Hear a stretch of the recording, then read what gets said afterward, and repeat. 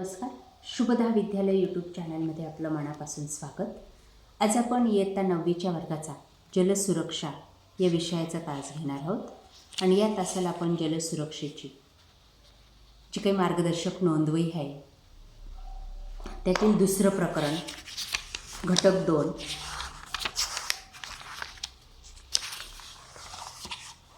जलसंधारण हा घटक आपण या ठिकाणी संपूर्णरित्या अभ्यासणार आहोत.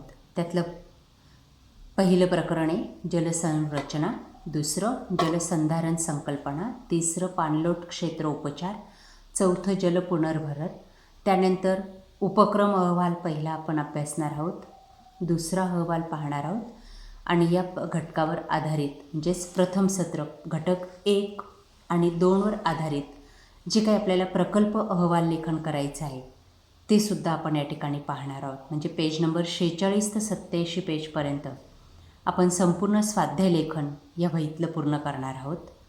त्यासाठी मित्रांनो व्हिडिओला लाईक करा. यापूर्वीच आपण पहिल्या घटकावर आधारित संपूर्ण स्वाध्याय या ठिकाणी आपण आपल्या चॅनलवर अपलोड केलेला आहे या आधीच्या व्हिडिओमध्ये. तोही आपल्याला हवा असेल तर डिस्क्रिप्शन बॉक्समध्ये दिलेली जलसुरक्षेची प्लेलिस्ट अवश्य पहा. आजचा घटक आहे जलसुरक्षा या विषयाचा इयत्ता 9वीचा घटक 2 जलसंधारण.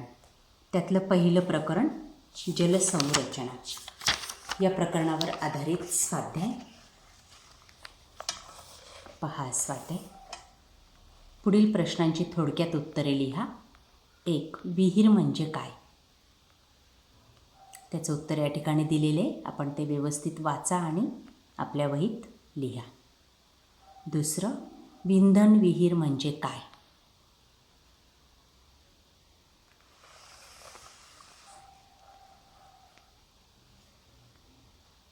3. रिंगवेल विहिरीची माहिती लिहा.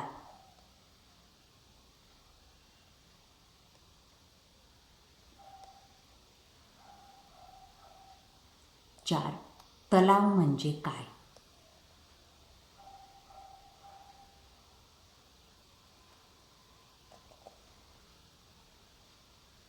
5. तलावाचे तुम्हाला माहीत असलेले उपयोग लिहा.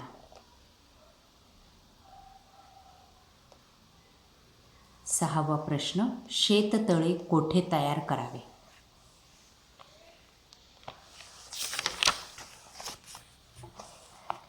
7वा प्रश्न बोडी कशाला म्हणतात? बोडी महाराष्ट्रातल्या कोणत्या जिल्ह्यात आढळतात? अशा प्रकारे आपण पहिल्या प्रकरणाचा अभ्यास कंप्लीट केलेला आहे. आता दुसरं प्रकरण जलसंधारण संकल्पना या प्रकरणावर आधारित स्वाध्याय. प्रश्न पहिला जलसंधारण म्हणजे काय?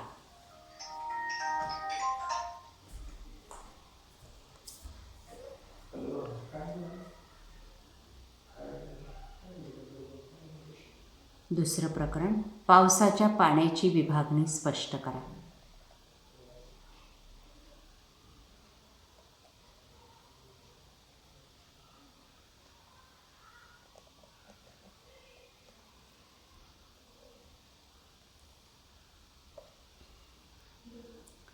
तिसरं प्रकरण जलसंधारणाची गरज का निर्माण झाली आहे?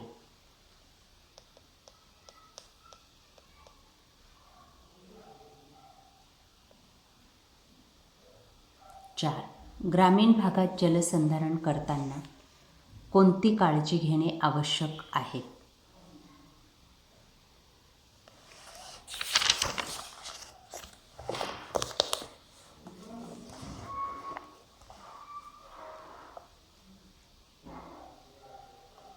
5. शहरी भागात जलसंधारण करणे का आवश्यक आहे?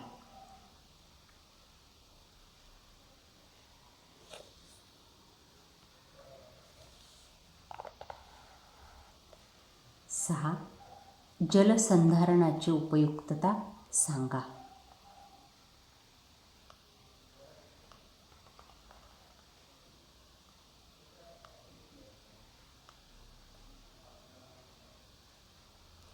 7. 1992मध्ये जलसंधारण विभागाकडे कोणत्या जबाबदाऱ्या होत्या?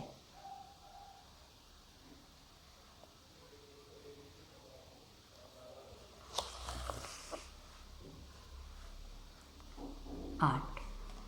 पर्जन्य जलसंधारणाचे कोणतेही 3 फायदे लिहा.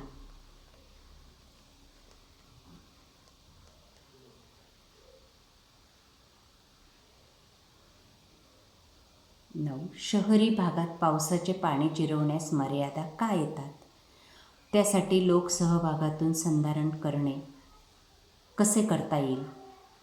त्याचं उत्तर या ठिकाणी. या पद्धतीने आपण दुसरे प्रकरण जलसंधारण संकल्पना यावर आधारित संपूर्ण स्वाध्याय कार्य कंप्लीट केलेले. त्यानंतर पुढचं प्रकरण आहे पाणलोट क्षेत्र उपचार, इयत्ता 9वी जलसुरक्षा या विषयाचं तिसरं प्रकरण आणि त्या तिसऱ्या प्रकरणावर आधारित स्वाध्याय. थोडक्यात उत्तर आहे. प्रश्न पहिला, पाणलोट क्षेत्र उपचार म्हणजे काय?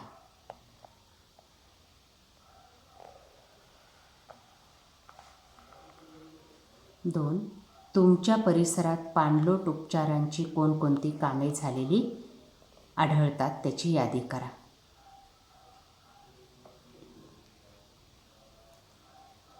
3. समतल चराची उपयुक्तता लिहा.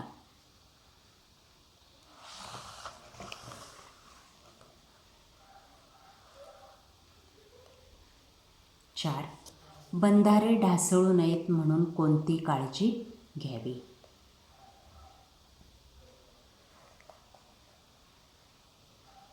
5. माती नाला बांधण्याची पद्धत.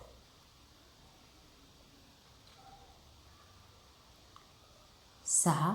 नाला खोलीकरण करताना कोणती काळजी घ्यावी?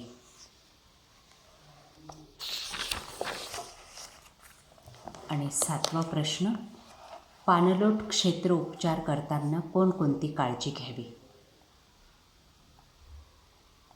या पद्धतीने आपण तिसरं प्रकरण पाणलोट क्षेत्र उपचार या प्रकरणावर आधारित स्वाध्याय कार्य कंप्लीट केलेले. यानंतर चौथं प्रकरण दुसऱ्या घटकातलं जलपुनर्भरण या प्रकरणावरचा स्वाध्याय पाहू. मित्रांनो, आपण व्हिडिओला अजूनही लाईक केलं नसेल तर व्हिडिओला लाईक करा.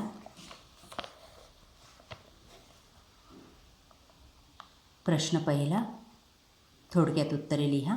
1. जलपुनर्भरण म्हणजे काय?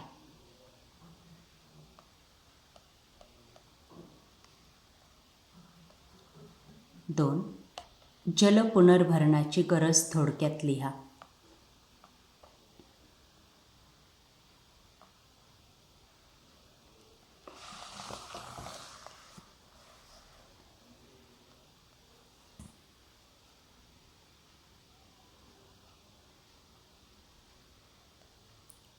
3. बोअरवेलचे पुनर्भरण करणे का गरजेचे आहे?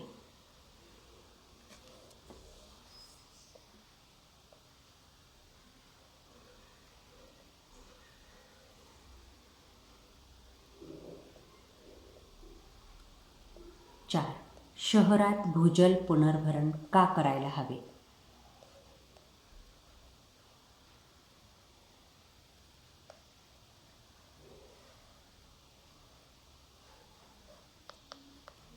5. पावसाचे पाणी गाळण्यासाठी आवश्यक असणाऱ्या गाळप यंत्रणेची नावे लिहा.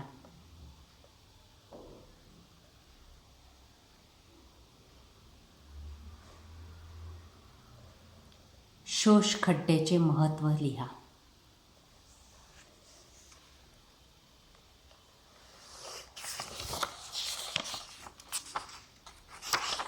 पुढचा प्रश्न, भूजल काटकसरीने वापरायला हवे या वाक्याचे स्पष्टीकरण लिहा.